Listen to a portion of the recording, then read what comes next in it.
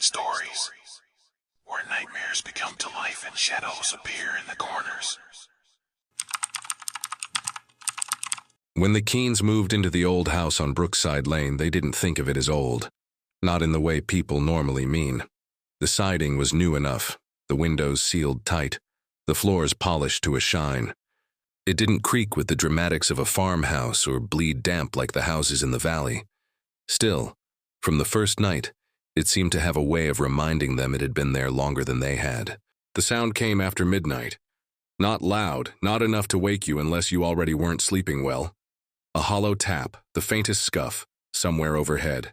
Ethan, 39, shoulders stiff from hauling boxes all day, paused in the dark, holding his breath. Beside him, Mara shifted but didn't stir fully, just pressed her face deeper into her pillow. He listened again. Nothing. He told himself it was the cooling of the roof, the flecks of old beams. Every house had its noises. This one just hadn't introduced itself yet. By morning, the unease had dulled. Mara was already up, humming faintly in the kitchen, her hair pulled into the loose knot she wore when she didn't care about appearances. She poured cereal for their daughter, Lila, who was still rubbing sleep from her eyes. The kitchen smelled of toast and dish soap, and sunlight fell across the table, scattering gold across the half-unpacked boxes stacked along the wall. It felt like a home in the process of becoming, raw but warm. Ethan almost forgot the sound. Almost. Over the following week, the family settled in. Mara unpacked carefully, setting aside items for donation. An old habit of hers, paring down, trying to find control in simplicity. Ethan spent late evenings fixing what wasn't broken, tightening the handrail, recaulking the tub, checking window locks. He always needed his hands busy.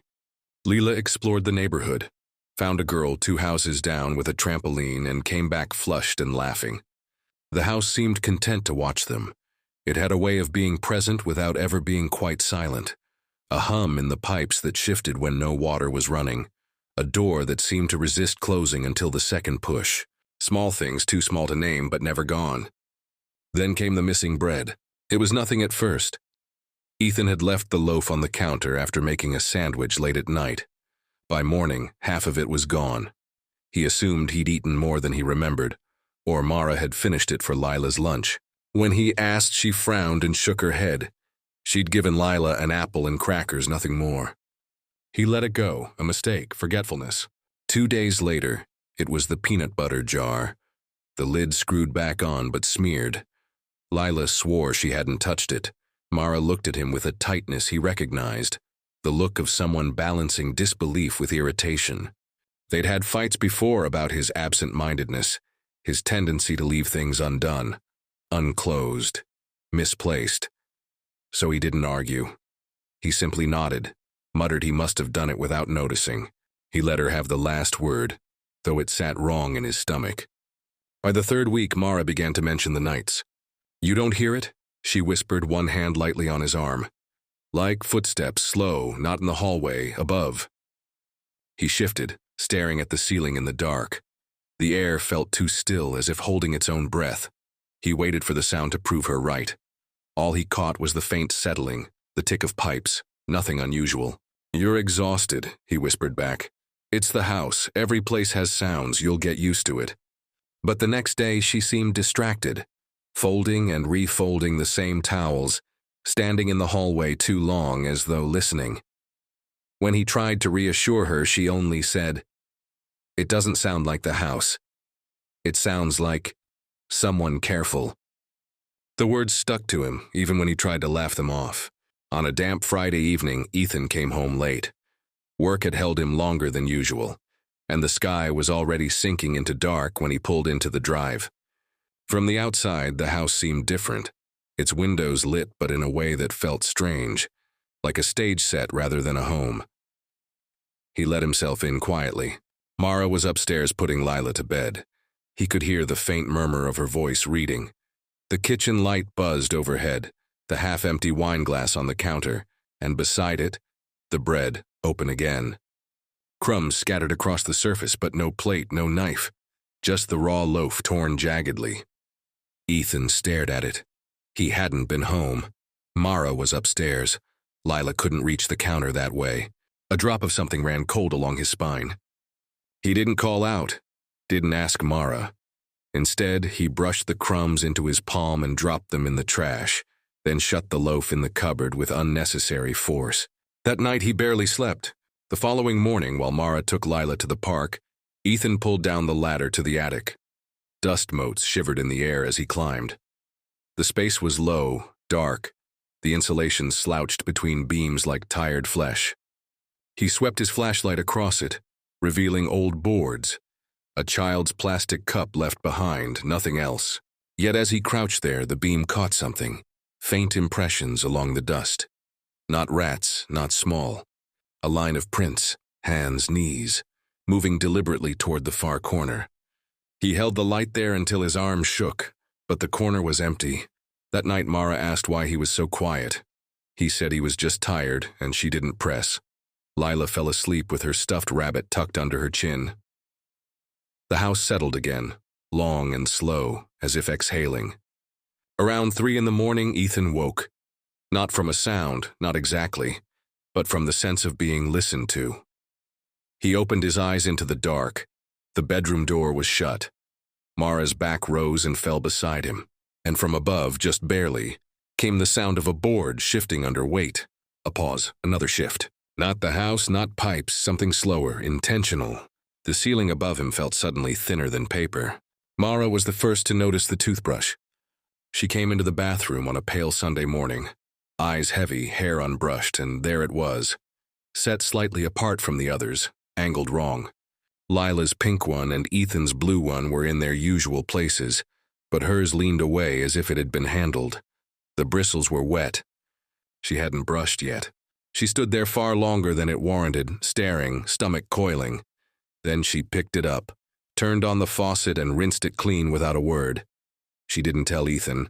He'd only tell her she was tired, seeing things. But that night she pressed Lila's door closed until the latch caught and lingered in the hallway, listening. She thought she heard it then, the faintest scrape along the inside of the walls, moving upward. By the time she pressed her ear to the plaster, the sound had gone. Ethan noticed the socks. He was folding laundry in the living room, the television buzzing faintly with a sitcom laugh track he wasn't watching. Out of the pile, he pulled a pair that wasn't theirs, too large for him, too rough a weave for Mara, worn at the heels, dirty in a way that didn't match their laundry. He stared at them, heart steady but hard, like a drumbeat too close to his ear. Slowly, deliberately, he slid them to the bottom of the basket and didn't speak of them. Instead, he carried on folding, smoothing creases, building neat stacks. But that night he lay awake long after Mara's breathing went soft beside him. Every sound the housemaid scraped against him. A faint shifting in the ductwork, a whisper of something pressing against wood. He pictured the attic, the prints in the dust. He imagined someone crouched up there, waiting. And when he finally did drift toward sleep, he dreamed of being watched from the crack of a door that never opened. Lila felt it differently. Children feel things they can't explain, and when she tried, her parents didn't listen. She told Mara she didn't like playing alone upstairs, that the closet in her room breathed funny. Mara kissed her hair and said closets don't breathe. But they did. Lila had heard it. A slow draw in, a faint release. Not all the time, only when she was alone, when the house was quiet. She'd sit cross-legged on the floor, coloring, and hear it. Shh, shh. She began dragging her toys downstairs more often, leaving them scattered across the living room rug. Mara scolded her for the mess, but Lila didn't care. She hated the upstairs hall, hated walking past the attic door. Once she thought she saw it quiver, as if something behind it had just moved away. She didn't tell Ethan. He'd only laugh, and she didn't want to be laughed at. Mara began drinking wine earlier in the day. Just a glass, just to take the edge off, though she told herself she didn't need it. She'd sit at the kitchen table listening, while Lila napped or colored nearby. The house seemed to shift most when she was alone. It was little things. A chair not quite where she'd left it. A faint draft at the back of her neck when no window was open. She thought she heard voices once, not clear but the suggestion of murmuring, rising from beneath the floor. When she leaned down, pressing her ear to the wood, it fell silent. That night, she dreamed of the house bending low to listen back. Ethan started setting traps, quietly so Mara wouldn't know. He left food in specific places in the kitchen, noted the level of the jar lids, the position of the bread bag. In the morning, small shifts told him what he didn't want to believe. Something was touching them. Something was eating. He didn't tell Mara, not yet. Instead, he checked the locks 3 times each night, pressed his palms against the windows, tested them like a guard. He even called the police station once, ready to ask for a patrol car to pass by. But what could he say? That the bread vanished, that socks appeared? He hung up before anyone answered. Lila was the one who saw the man. Not his face, not fully. Just the corner of him. She had woken thirsty in the dark, padded down the hall toward the bathroom, her stuffed rabbit tucked under one arm. The nightlight in the hallway glowed faintly, painting everything in amber. And from the corner of her eye, through the sliver of the half-open attic door, she saw him. A knee bent low, a hand gripping the frame, a shadow where no shadow should have been. She froze, breath caught in her throat. Then the hand withdrew, the door shuttered closed, and the hallway was empty again. She stood there, trembling, clutching her rabbit until her fingers hurt. She wanted to scream for Mara, for Ethan, but the sound wouldn't come. Instead, she backed away, step by step, until she reached her parents' room. She climbed into their bed silently, curling between them. Mara shifted and pulled her close.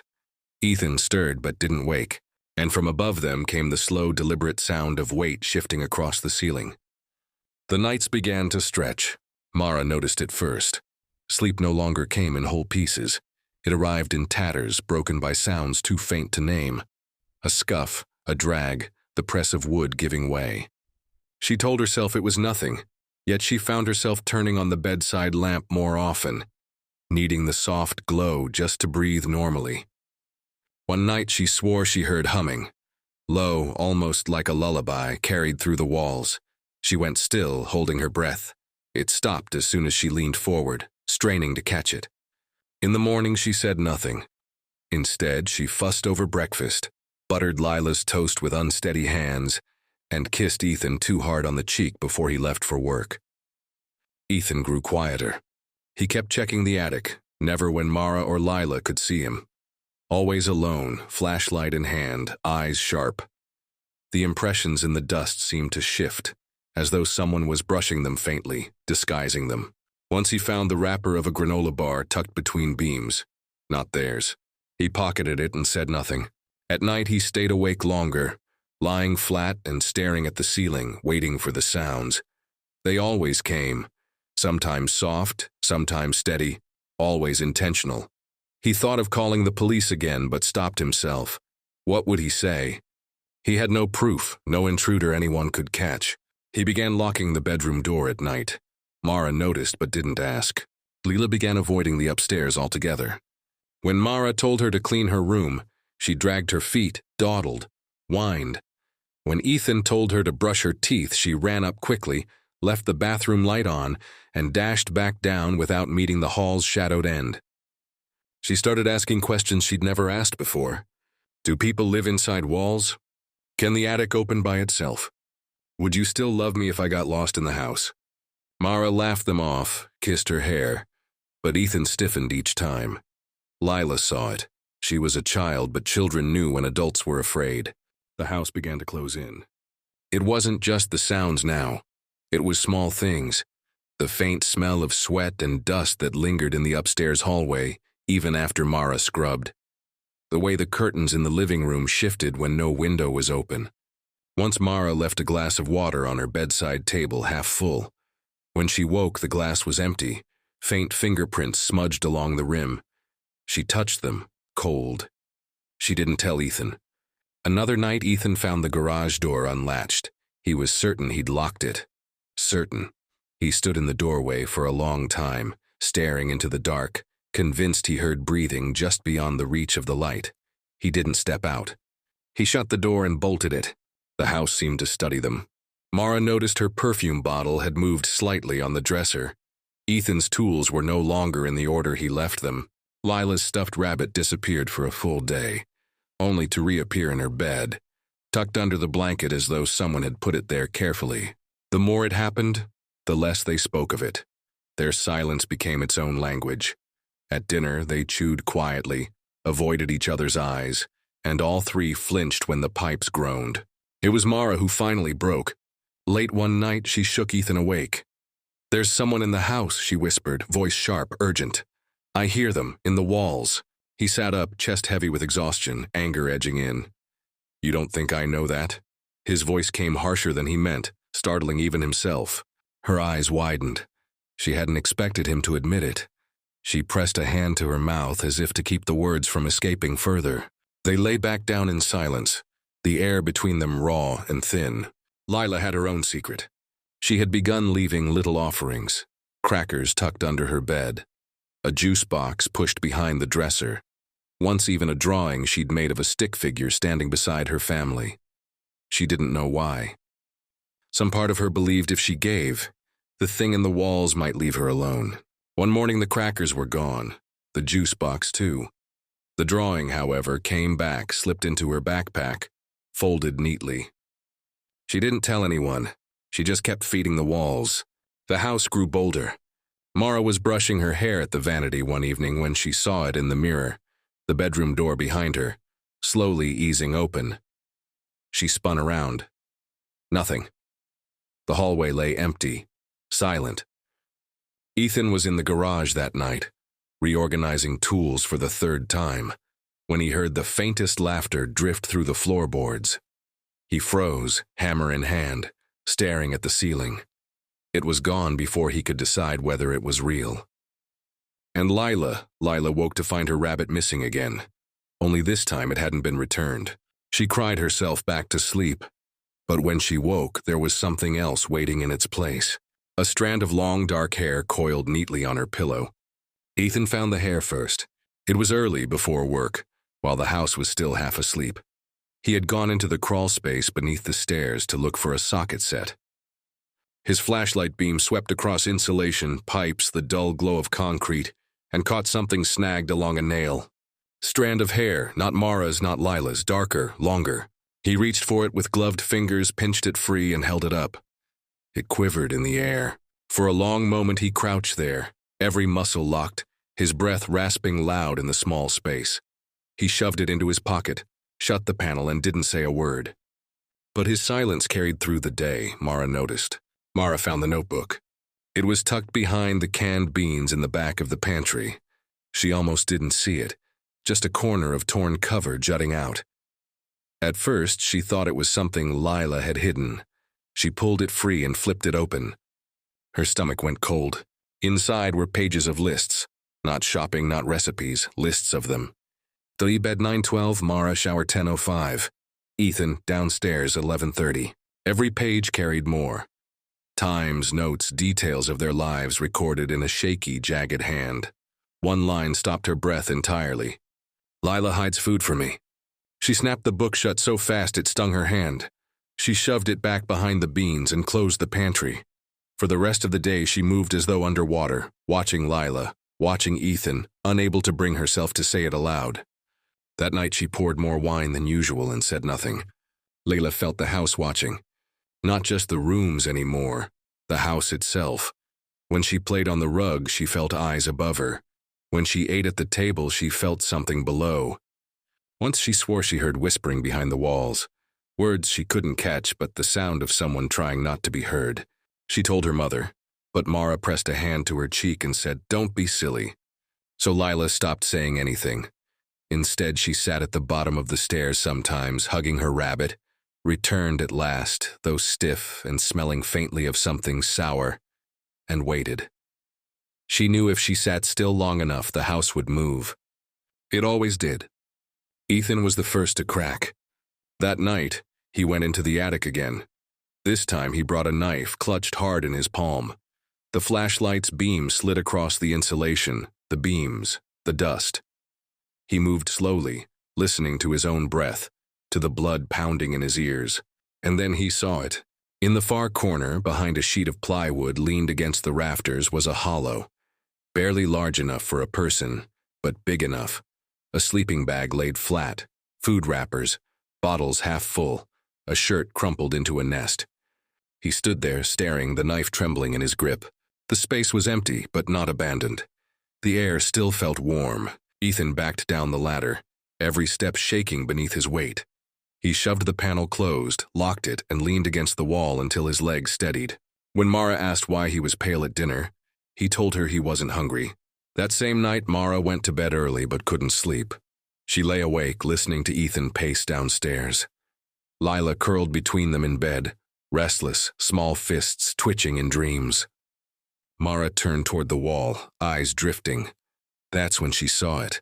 Just above the dresser, near the ceiling vent, a shadow shifted. Not a trick of light. A shadow moving behind the grate. 2 pale fingers curled around the slats. She froze, breath locked in her throat. The fingers slipped back, slow, deliberate, and the vent went still. Mara shut her eyes tight. She did not scream. She did not move. She only lay there, every part of her rigid, until dawn leaked gray through the curtains. By morning, none of them spoke of what they had seen. Ethan made coffee. Mara buttered toast. Lila stirred cereal without eating. The silence was heavier than words. And as they sat there, each trapped in their own secret, a sound came from the ceiling. A long, slow drag of weight across wood. Not hidden, not careful. As if whoever was above had stopped pretending at all. Ethan was the one who finally spoke. It was a Wednesday evening, the air heavy with the faint scent of rain pressing against the windows. They sat in the living room, Lila coloring on the rug, Mara sipping from a glass she didn't need. Ethan leaned forward in his chair, elbows on his knees, voice low. "We can't ignore this anymore." Mara's hand stilled on the glass. She didn't ask what he meant. She only nodded once, a slow, weary nod, as though she'd been waiting for him to say it. Lila looked up, sensing the weight in his tone. Ignore what? Neither answered. That night, after Lila was asleep, Ethan pulled a chair to the kitchen table and spread out paper. His hands moved with restless energy, sketching the house, marking entry points, the attic, the crawl space. Mara watched from across the table, silent at first, then joined him.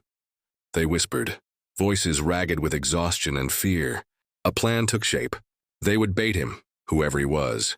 They would leave food out, something undeniable. They would watch. If he came for it, they'd have proof. Ethan wanted to set up in the garage out of sight. Mara suggested the hallway instead, closer, where they could hear. Neither mentioned calling the police. Not yet. It felt too fragile to share with the outside world, as though the moment they spoke it aloud, it might collapse into something even worse. The trap was simple. They left a plate of food on the counter. Bread, cheese, fruit. Too much to ignore. They shut off the lights, went upstairs, pretended to sleep. But they didn't sleep. Mara lay rigid. Lila curled warm beside her. Ethan sat at the top of the stairs in the dark, a heavy flashlight clenched in one hand, the knife in the other. His heartbeat throbbed so loud in his ears he was certain it would give him away. The house stretched into silence. Then movement, soft, careful, from below. Ethan gripped the flashlight until his knuckles burned. He heard it clearly. The scrape of a chair leg, the faint shift of weight on tile. A rustle. Someone in the kitchen. His mouth went dry, he didn't move. The sound of chewing followed. Slow, wet. Someone eating their food in his house. Ethan closed his eyes, chest heaving, every instinct screaming to charge down the stairs. But he stayed frozen, straining to listen. Minutes dragged. Then another sound. Not footsteps retreating, but something closer. A whisper. He couldn't make out the words, only the tone, soft, coaxing, almost tender. Spoken to no one, or to someone who wasn't supposed to answer. Then silence. In the morning, the plate was empty. Every crumb gone. The knife still lay on Ethan's bedside table, unused. Mara didn't ask if he'd heard it too. She only cleared the counter with trembling hands, her jaw set tight. Lila ate cereal, eyes darting toward the ceiling. She seemed paler, thinner somehow, as though the house was leaching the color from her. When Ethan left for work, Mara pulled Lila close. "We're going to Grandma's tonight," she whispered, "just for a while." But that evening, when she opened the car trunk to load their bags, she found something waiting inside. A drawing. One of Lila's.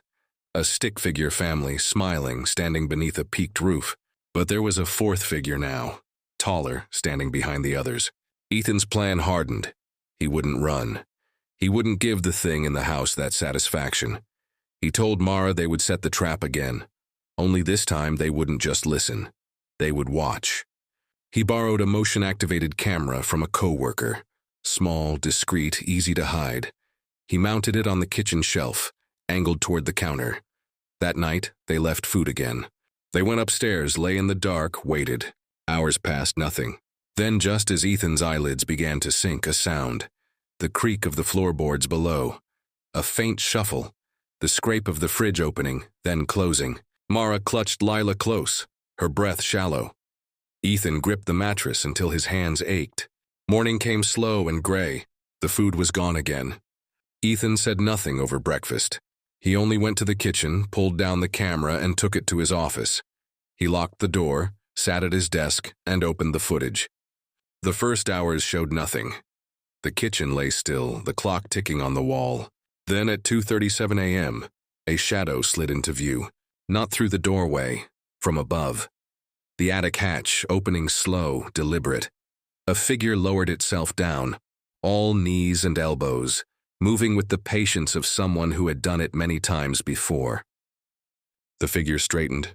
Man, thin, clothes ragged, hair falling across his face.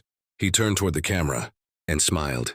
Ethan watched the recording 3 times before Mara finally knocked on the office door. He didn't let her in at first. He just sat there, hands clamped on his knees, eyes locked to the frozen image on the screen. The man standing in their kitchen, smiling directly at the camera.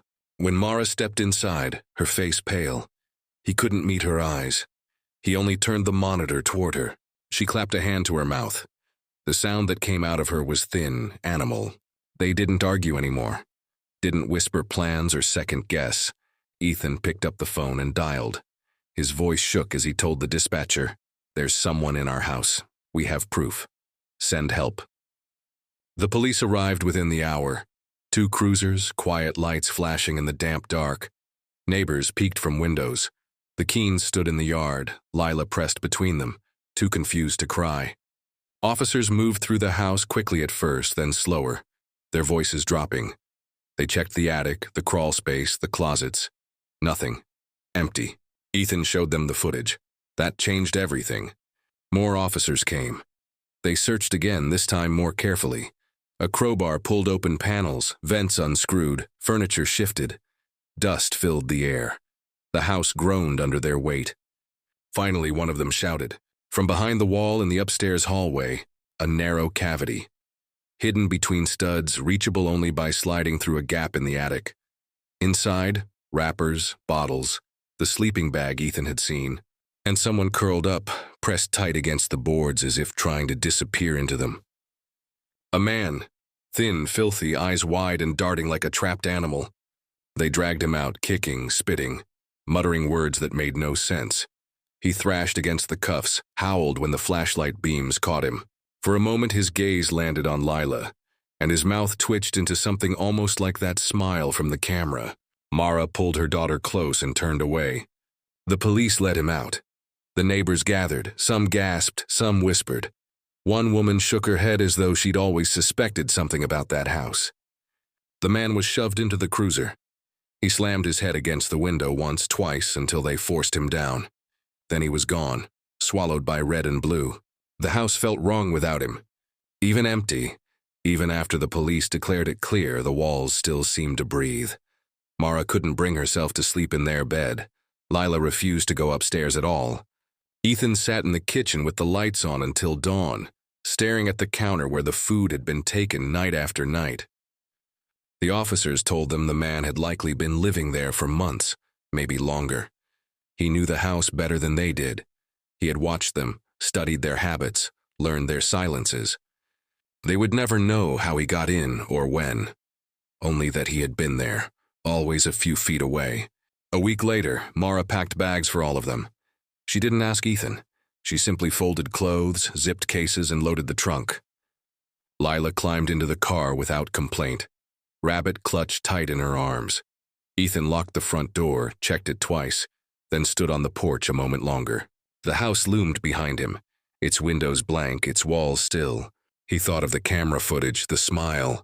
He thought of the notebooks Mara had found in the pantry. He thought of the way the attic prints always seemed fresh, even after he'd brushed them away. And as he turned to the car, he wondered, not if the man was gone, but if the house itself would ever let them go. The Keens never went back to Brookside Lane. A realtor sold the house within 6 months to a young couple who marveled at its open kitchen and sunny yard. The police never called Mara or Ethan again. The man was processed, committed, another name filed away. But the story didn't fade, not for them. Mara still dreamed of vents breathing. She'd wake certain someone was in the closet, listening. Ethan checked locks obsessively, circling the house 2-3 times each night before bed. Leela, older now, rarely spoke of it, but sometimes when she was quiet, she'd slip food behind furniture, crackers, a cup of juice, as though she still expected someone to come for it. And the truth was, the Keens weren't alone. Across the country, police reports told of strangers found in attics, basements, crawl spaces. People living between walls for weeks, months, sometimes years. Hidden lives unfolding inches away from families who never knew they were being watched. Some were caught, some weren't. And every house, even now, carries its own noises. The creak overhead, the scrape in the wall, the breath that doesn't sound like yours. Thank you for listening. Hope you didn't get too scared. If you want to listen more stories, check out my channel. Please leave a like and subscribe. It means the whole world to me.